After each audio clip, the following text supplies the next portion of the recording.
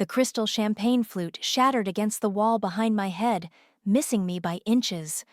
My mother's aim was getting worse with each drink.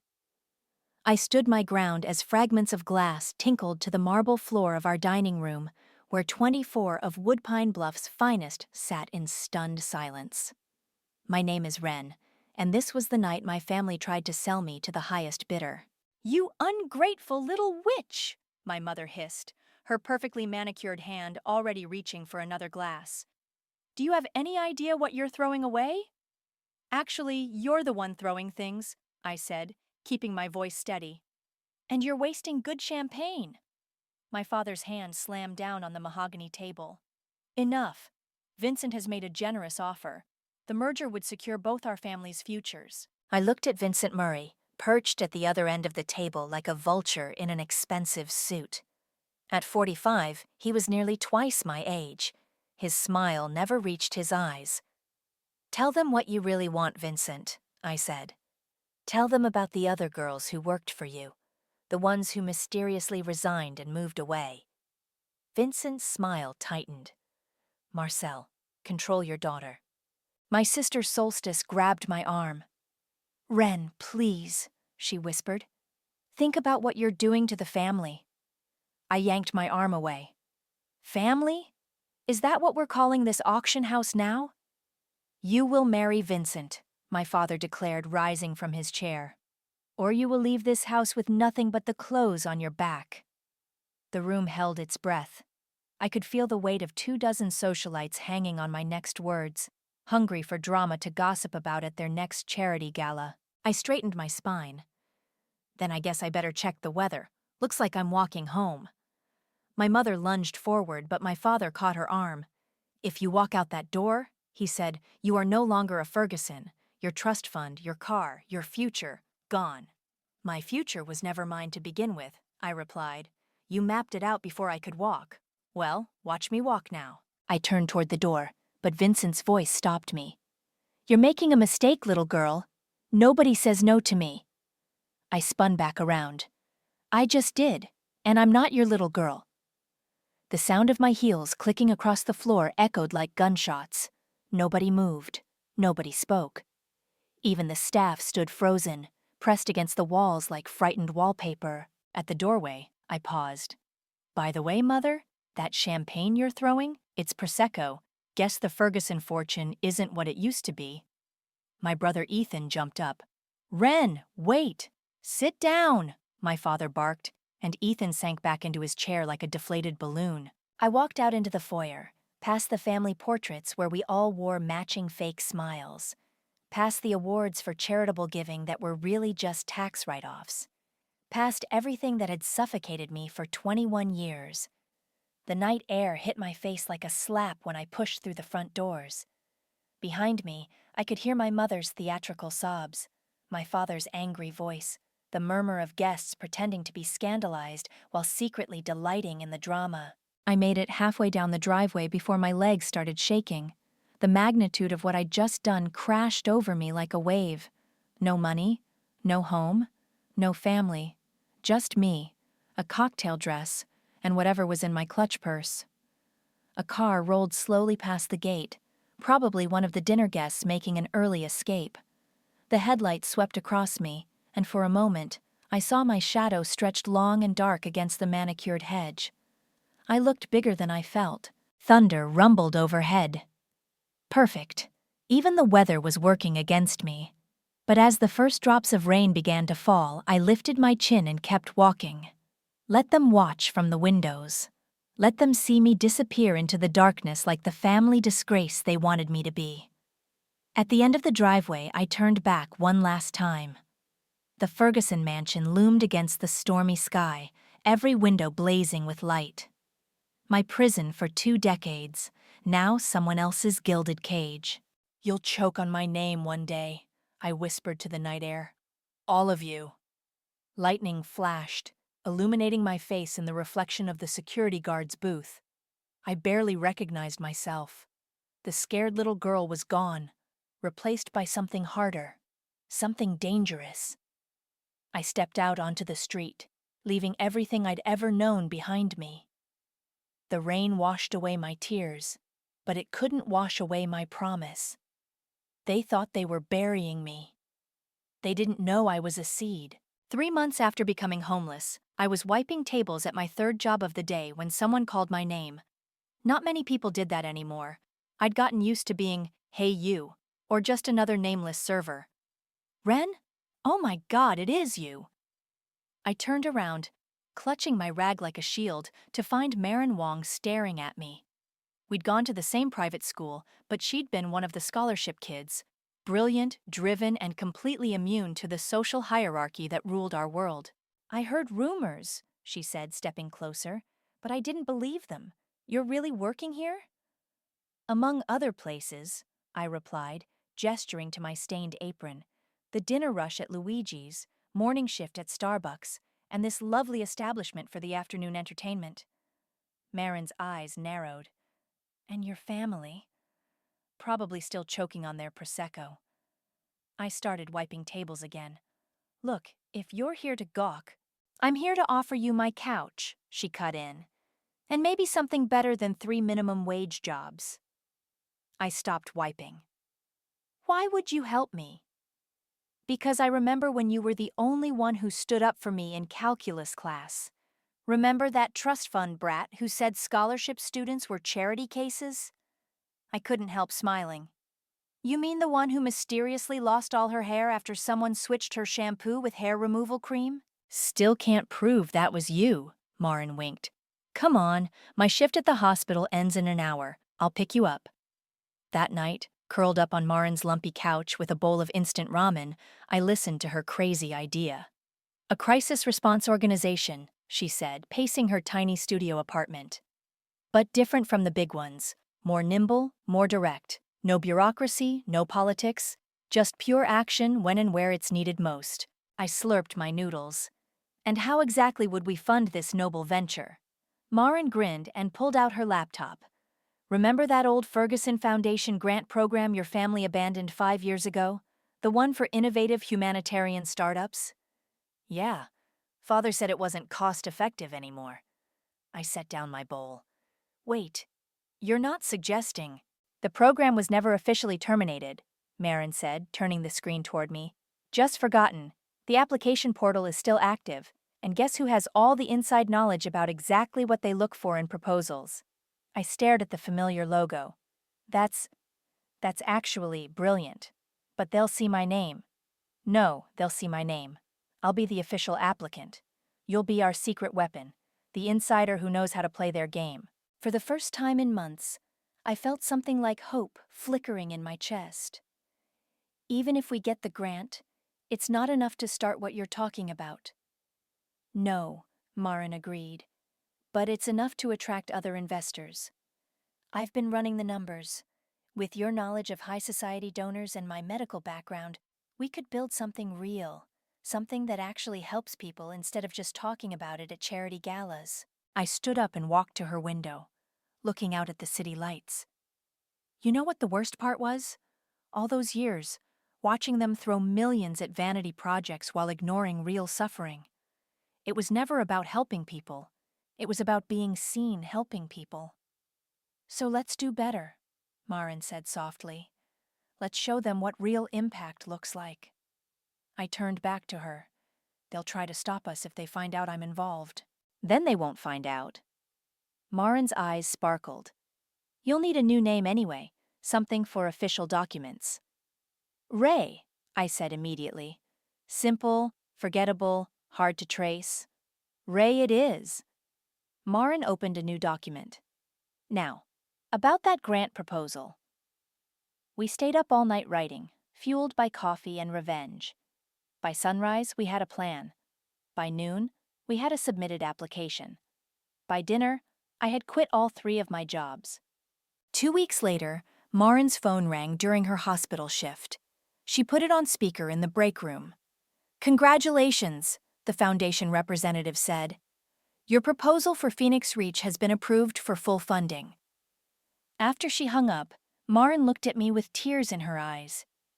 "You know what Phoenix means, right?" I nodded, my throat tight. "A bird that rises from its own ashes." Ready to rise, Ray? I thought about my family, probably sitting down to another elaborate dinner in their perfect house, telling perfect lies about their perfect lives. They thought they'd destroyed me.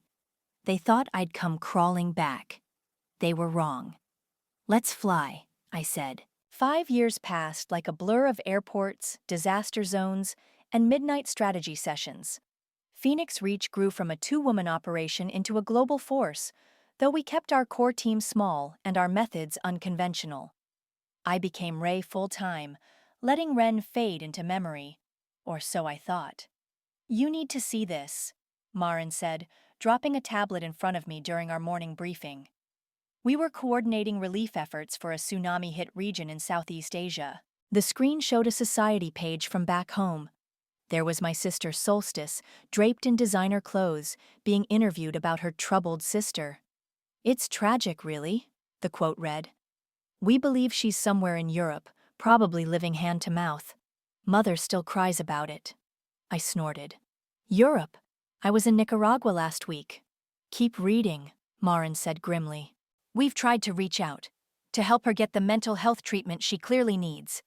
But some people choose to stay lost. Anton, our chief field officer, leaned over my shoulder to read. Mental health treatment? That's rich, coming from people who tried to force you into marriage with a predator. I'd met Anton 2 years ago during an earthquake response in Mexico. He'd been a local coordinator who saw through my Ray persona within days but kept my secret. Now he was one of our most trusted team members, and something more, though neither of us put a label on it. They're laying groundwork, I said, setting down the tablet. Making sure everyone sees me as the unstable one if I ever surface. Speaking of surfacing, Marin pulled up another screen. Look what's happening near Woodpine Bluff. A news alert showed increasing geological instability in the region. Experts warned of potential mudslides threatening the exclusive hillside communities. Nature doesn't care about property values, Anton remarked. Those mansions won't mean much when the ground gives way. I stared at the forecast models, memories flooding back. How many times had I heard my father boast about building on that hill? The highest point in the county, he'd say, above it all where we belong. We should start positioning resources, Marin said carefully, just in case. No. I stood up, pacing the room. They have their own emergency protocols, their own private security, their own... Their own what? Anton interrupted. Their own bubble? That bubble's about to burst, Ren. People could die. Don't call me that, I snapped. Ren doesn't exist anymore. Really? He stepped in front of me. Then why do you check the Woodpine Bluff news alerts every morning? Before I could respond, our emergency channel crackled. A massive mudslide had just taken out 3 blocks in a town 50 miles from my old home. Not wealthy enough to make headlines, but devastating for the families involved. That's our cue, I said, grateful for the distraction. Marin, coordinate with local authorities. Anton, get the supply chain moving. I'll book the flights. Hours later, I was knee-deep in mud, helping evacuate an elderly couple from their partially collapsed home. Their granddaughter hugged me, crying. Thank you, she kept saying. Nobody else came. The big agency said we weren't a priority zone. I thought about my mother's crystal champagne flutes, probably still intact in their climate-controlled cabinet. About Solstice's designer clothes and staged interviews. We go where we're needed, I told the girl. That's all that matters. That night, reviewing satellite imagery of the region, I noticed something. The geological instability wasn't isolated. It was part of a larger pattern, creeping steadily toward Woodpine Bluff. You're going to help them, aren't you? Anton asked softly, bringing me coffee. I'm going to help everyone who needs it, I replied. But they don't need to know who's helping. The mighty Fergusons, saved by the daughter they disowned? He smiled. That would be quite a story. We're not there for stories. I pulled up our resource maps. But if we start staging equipment in these 3 locations, we'll be ready when the hill comes down, Marin finished, joining us with her laptop. And it will come down, Ren. Those mansions are built on unstable ground, literally and figuratively. I looked at my two closest friends, the family I'd chosen. Then we'll be ready. But remember, I'm Ray. Just Ray. Just Ray, Anton echoed, but his tone said he knew better. The anonymous guardian angel of disaster zones. I turned back to the maps, but not before catching my reflection in the window. 5 years of fieldwork had hardened me, stripped away the polished debutante exterior. Good. The ground was shifting under Woodpine Bluff, and when it finally gave way, they'd learn what real power looked like. Not the power of money or social status, but the power to save, or not save, everything they held dear. The annual Woodpine Bluff Charity Gala raised a record $12 million last night, the news anchor announced as I watched the live stream from our operations center in Manila, hosted by the prestigious Ferguson family. "Turn that garbage off," Marin called from her desk. "We've got actual work to do." But I couldn't look away. There was my mother, elegant in blue silk, addressing the cameras. "We're so blessed to give back to those less fortunate." The camera panned to Solstice, who'd clearly practiced her sympathetic head tilt. "It's what separates us from those who only take. Some people disappear and are better forgotten." I muted the stream as Anton walked in. "They're still talking about you, huh?" "Not directly." I pulled up our regional map. "But every charity event becomes a chance to remind everyone what happens to daughters who disobey." Speaking of disobedience, he dropped a folder on my desk. "Our suppliers near Woodpine Bluff are in position. Emergency shelters, medical supplies, heavy equipment, all staged within an hour's reach." "Good." I opened the folder. "Any movement from the geological survey team?" "The hill's getting worse. They're detecting microshifts almost daily now. One good rain system, and it all comes down." I traced the predicted slide path with my finger. "Have we secured the warehouse in Millbrook?" "Yes, but—" Anton hesitated. "Ray, someone's asking questions." My head snapped up. "What kind of questions?" "James from logistics. He noticed the unusual supply concentration. Started digging into old property records. He knows." My heart stopped. "Knows what?" "That you're Wren Ferguson. That Phoenix Reach's mysterious founder is the same woman the Woodpine Bluff elite love to slander." I grabbed my phone, ready to initiate our security protocols, but Anton caught my wrist. "He's not a threat," he said softly. "He came to me first, wanted to know how to protect you better. Said it explains why we're always one step ahead of the old money charity circuit." Before I could respond, our emergency alert system blared. Flash flood warnings for 3 counties, including Woodpine Bluff. The storm system we'd been tracking had accelerated. "Time to move," Marin announced, already coordinating with field teams. "First responders are overwhelmed. Local resources are scattered. They're asking for immediate support." I stared at the radar map, watching the massive storm cell approach my childhood home. "Deploy everything we've got, but keep my name out of it." "Already done." Anton squeezed my shoulder. "James is handling logistics. He's good at his job, Wren. Let him help." For the next 48 hours, we worked non-stop. The storm stalled over the region, dumping record rainfall. Lower-lying areas flooded first, and we were there, evacuating families, providing emergency shelter, coordinating with local authorities. Then came the call we'd been expecting. "Woodpine Bluff emergency services are overwhelmed," Marin reported. "The hillside is showing critical instability. They're requesting immediate assistance." I watched the live feed from our drone cameras. The mansion-lined streets of my youth were turning into rivers. Cars floated in driveways that cost more than most homes. Designer furniture bobbed in muddy water. "Ma'am?" James appeared in my doorway, tablet in hand. "Your family's estate. It's directly in the path of the predicted slide zone." "Deploy the heavy equipment to Sector 7, I replied, not looking at him. "Focus on the apartment complexes at the base of the hill first. They're more vulnerable." "Yes, ma'am." He paused. "For what it's worth, I think you're doing the right thing, helping them even after—" "We help everyone," I cut him off. "That's what makes us different from them." The next morning, Mayor Pearl appeared on local news begging for assistance. Behind her, I could see my old house still standing but surrounded by destruction. "We're hosting a ceremony next week," she announced, "to honor those who've helped us in this crisis.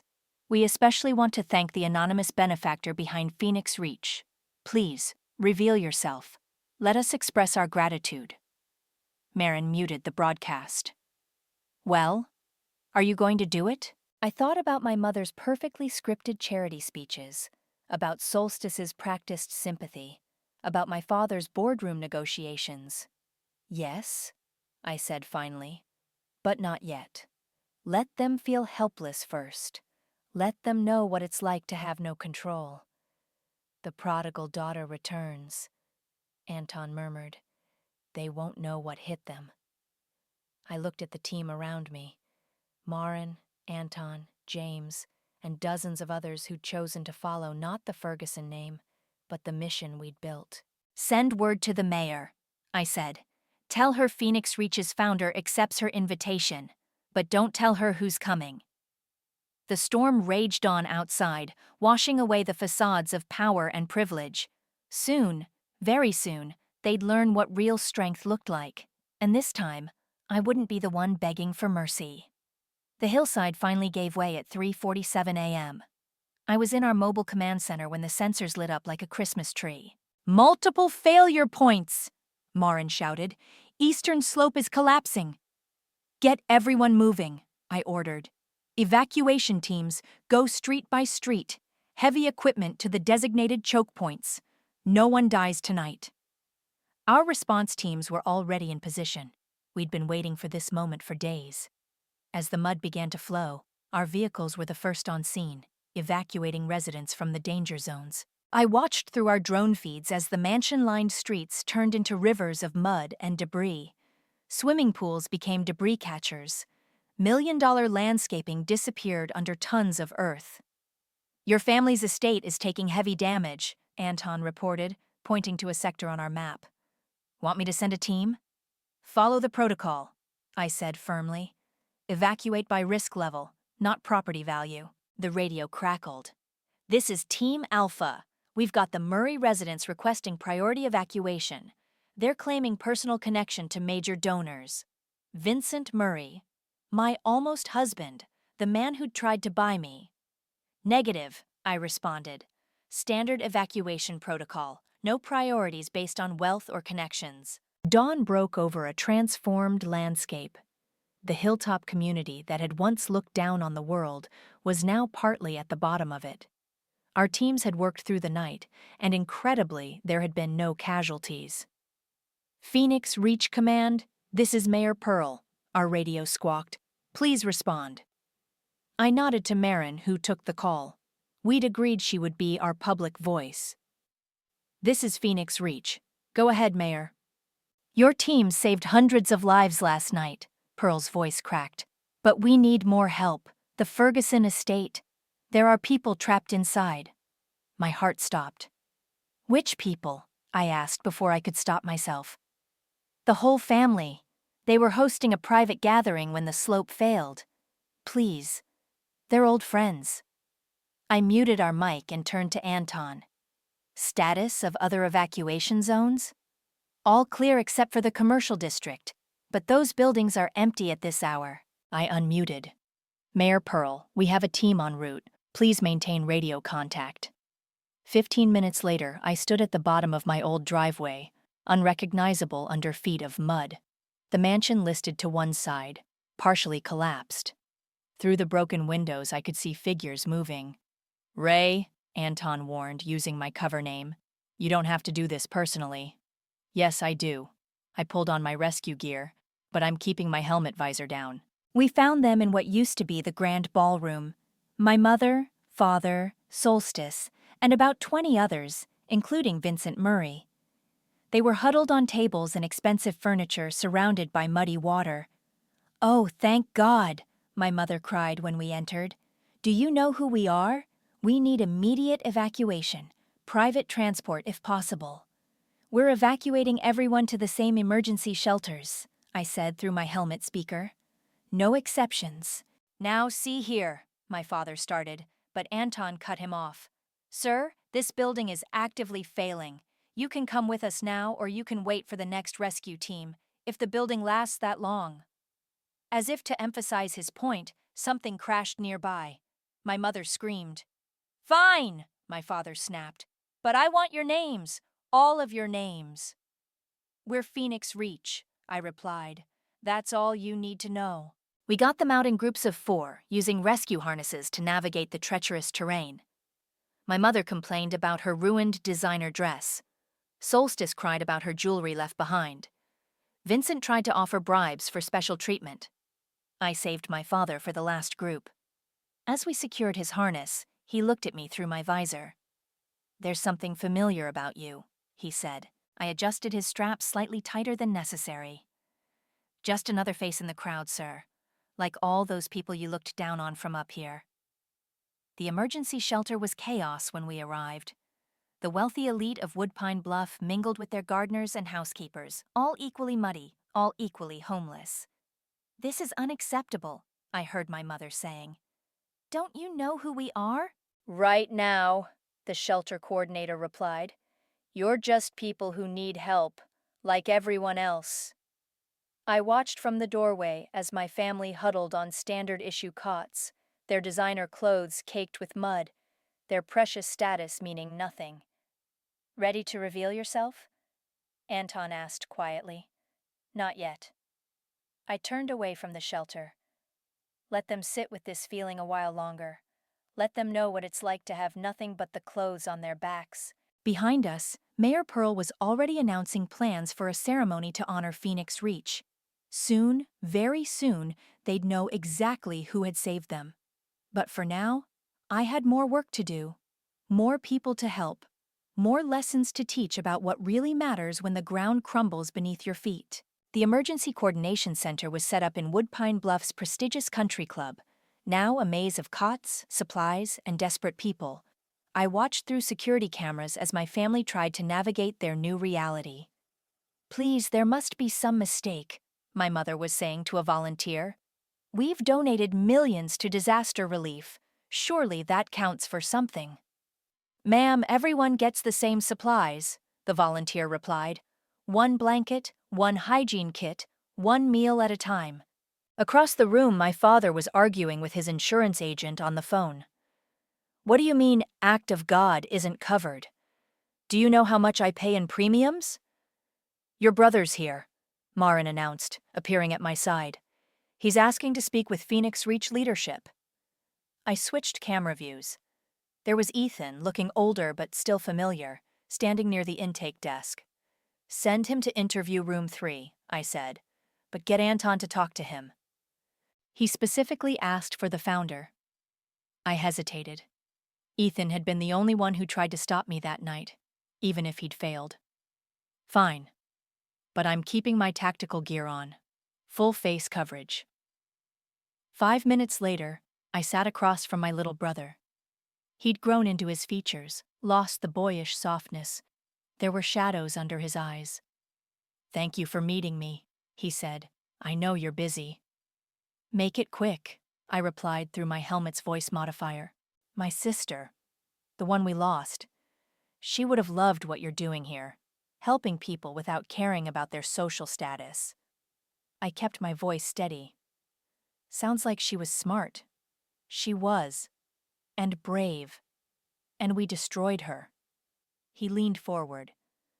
That's why I need to ask, will you reveal yourself at the ceremony? Because if you do, I need to warn you about my family. Warn me? They're planning something. I overheard them talking with Vincent Murray. They want to take control of Phoenix Reach's operations here. They're going to offer a huge donation in exchange for organizational oversight. I almost laughed. They don't have that kind of money anymore. What do you mean? The landslide destroyed their insurance records. The estate's damage isn't covered. And the market crash last month? I shrugged. Let's just say their portfolio isn't what it used to be. Ethan's face went pale. How do you know all this? We do our research. I stood up. Was there anything else? Just my sister. If you ever meet her in your work, tell her I'm sorry. Tell her I should have been stronger." I walked to the door, then paused. Maybe she needed to be strong on her own. Back in the main hall, Mayor Pearl was addressing the crowd. "The ceremony will be held tomorrow evening. We've invited media coverage to properly thank our mysterious benefactors." "Speaking of mysterious," Anton said, joining me, "your sister Solstice is trying to charm information out of our logistics team. She's convinced one of them must be the secret founder." "Let her think that." I watched as James politely deflected her questions. "How's the recovery timeline looking?" "Months, maybe years for full restoration, but the emergency phase is almost complete." "Good." I checked my watch. I need to make a call. In my private office, I dialed a number I'd memorized years ago. It rang twice. "Vincent Murray's office," a secretary answered. "Please tell Mr. Murray that Phoenix Reach has reviewed his proposal for partnership," I said. "The answer is no." He hasn't submitted any proposal yet." "But he was planning to. Tell him not to bother. Also inform him that we've forwarded certain historical documents to the state attorney's office. He'll know which ones." I hung up before she could respond. Through the cameras, I watched Vincent receive the message. His face turned an interesting shade of purple. "That looked satisfying," Marin observed. "Just tying up loose ends." I pulled up the ceremony plans. "Is everything ready for tomorrow?" "Yes, but—" She hesitated. "Are you sure about this? Once you reveal yourself, there's no going back." "I'm not going back," I said. "I'm going forward. They thought they were sending me into exile, but they were really setting me free." A commotion drew our attention to the screens. My mother had fainted dramatically after learning their credit cards had been declined at the emergency supply store. "Your family's falling apart," Anton noted. "They were always falling apart," I replied. "They just had better furniture to land on." Tomorrow, they'd learn who really held the power now. Tomorrow, they'd see what their cast-off daughter had become. But tonight, I had one more stop to make. One more piece to put in place before the curtain rose on the final act of this long-planned performance. The country club's grand ballroom was packed. Local news crews jostled for position as Mayor Pearl took the stage, her voice trembling with rehearsed emotion. "In our darkest hour, when all seemed lost, Phoenix Reach became our salvation," she declared. "Tonight we finally meet the mysterious founder who has given us so much." I stood in the wings, dressed in white. No tactical gear this time, no helmet. Just me, Ren, about to step into the spotlight after 10 years in the shadows. "Ready?" Marin squeezed my hand. "Born ready." I watched my family in the front row, my mother dabbing her eyes with a borrowed handkerchief. My father attempting to look dignified despite his mud-stained shoes. Solstice whispering to Vincent Murray, probably still plotting their takeover attempt. "And now," Pearl announced, "please welcome the founder and CEO of Phoenix Reach." I stepped onto the stage. The room erupted in applause, then fell deadly silent as recognition spread like wildfire. "No," my mother whispered, loud enough for the microphones to catch. "It can't be." "Hello, Woodpine Bluff," I said into the sudden silence. "I'm Ren Ferguson, though you might remember me better as the daughter who disappeared." Cameras flashed. My father half rose from his seat, then sank back down. Solstice's mouth hung open in a perfect O of shock. 10 years ago, I stood in my family's dining room and was told to choose between an arranged marriage or exile. I chose freedom. You all watched me walk away with nothing but the clothes on my back. Vincent Murray's face had turned an interesting shade of gray. I smiled directly at him. "Some of you spread rumors about my mental health. Others suggested I was living hand-to-mouth in Europe. The truth is, I was building something bigger than all of your mansions combined." I gestured to the Phoenix Reach team lining the walls. "These are my people. Not bound by blood or social obligation, but by choice and purpose. While you held charity galas, we held communities together. While you networked for social status, we built networks that save lives." "This is absurd," my father finally found his voice. You expect us to believe that your discarded daughter now controls the organization you're all desperate to thank. I cut him off. Check your phones. Our annual reports are public, our global impact statistics, our financial statements. Phoenix Reach operates on every continent, responds to every major crisis, and yes, we have more resources than the entire Ferguson fortune ever did. Phones appeared throughout the crowd. Gasps and murmurs followed as people verified my claims. You said I'd come crawling back, I continued.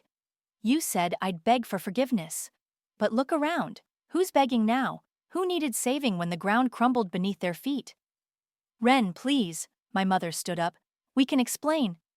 Explain what? How you chose status over your daughter's safety. How you tried to sell me to the highest bidder. I pointed at Vincent.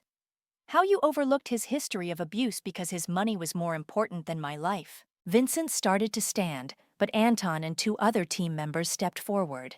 He sat back down quickly. But this isn't about revenge, I said, softening my tone. This is about showing you a better way. Phoenix Reach will continue to help Woodpine Bluff rebuild, just as we help everyone else. Not because of your names or bank accounts, but because that's what we do. I saw Ethan in the middle row, tears streaming down his face. He gave me a small nod. You taught me that power comes from wealth and social status, I concluded. I learned that real power comes from how you help others. You thought you were burying me that night. Instead, you planted a seed. My mother rushed toward the stage. I need to explain to everyone. The microphone cut out with perfect timing. Marin's doing, no doubt. In the sudden silence, I watched my mother's lips move soundlessly, desperately trying to control a narrative that had slipped forever from her grasp. Phoenix Reach has work to do, I announced to the room. There are other communities that need help, other lives to save. Thank you for coming. I turned to leave the stage, then paused. Oh, and Vincent? The state attorney's office sends their regards. They're very interested in those documents we sent them. The ballroom erupted in chaos behind me as I walked off stage. Cameras flashed, reporters shouted questions, and above it all, I heard my father's voice crack with rage and desperation. But I didn't look back. I had a team waiting, a mission to complete, and a future that belonged entirely to me. The prodigal daughter hadn't returned to beg forgiveness. She'd returned to show them what real power looks like. The morning after the ceremony, I stood in front of my childhood home one last time. The mansion listed drunkenly to one side, half buried in mud. Yellow caution tape fluttered in the breeze. The structural engineers say it can't be saved, Anton said, joining me at the property line. Too much foundation damage. Foundations, I smiled grimly. Funny how they can look solid until something tests them. A car pulled up behind us. Ethan stepped out, looking uncertain. I thought I'd find you here, he said. The family's in chaos. Mother's sedated at the emergency clinic. Father's lawyers are working overtime. Solstice fled to her summer house. And Vincent? Arrested this morning. Those documents you sent? They found 3 more women willing to testify. I nodded, satisfaction warming my chest. Good. I have something for you. Ethan pulled an envelope from his jacket. I saved it. That night, when they were throwing away everything with your name on it. Inside was a photograph. Me at 18, wild-haired and laughing, sitting on the garden wall. Before the pressure to marry. Before the ultimatums. Before everything broke. You know what's strange, I said, studying the photo. I thought this moment would feel better, like revenge would somehow heal everything. Doesn't it? No. But what we built, Phoenix Reach, the lives we've saved, the difference we've made, that helps. A rumble of heavy machinery approached. The demolition crew was arriving to begin clearing the property. What happens now? Ethan asked. Now? I gestured to Marin, who was waiting by our vehicle with a stack of papers. Now we rebuild, but differently. I handed Ethan a document. His eyes widened as he read. You're donating the property? To the city. The plans are already approved. Emergency Response Training Center, Disaster Preparedness Facility, and Community Shelter. Something useful. Father will fight it. Father doesn't own it anymore. Check the deed records. Phoenix Reach bought all the bank's liens last week. It's our property to give. Ethan stared at me. You really did think of everything. I had 10 years to plan. I turned to face him fully. There's a place for you at Phoenix Reach if you want it. Real work, helping real people, your choice. He swallowed hard. I need to think about it. Take your time. We'll be around. The demolition crew began setting up their equipment. Soon, the mansion would be reduced to rubble, carted away load by load, until nothing remained but empty earth. My phone buzzed. A text from Anton. Incoming. A familiar Mercedes crawled up the street, my father's car, now muddy and dented. He parked and got out, looking older than I'd ever seen him. Ren, he called out. We need to talk. No, we don't. I didn't turn around. Everything that needed saying was said last night. I can match whatever they're paying you. Double it. Come home. Finally, I faced him. You still don't get it.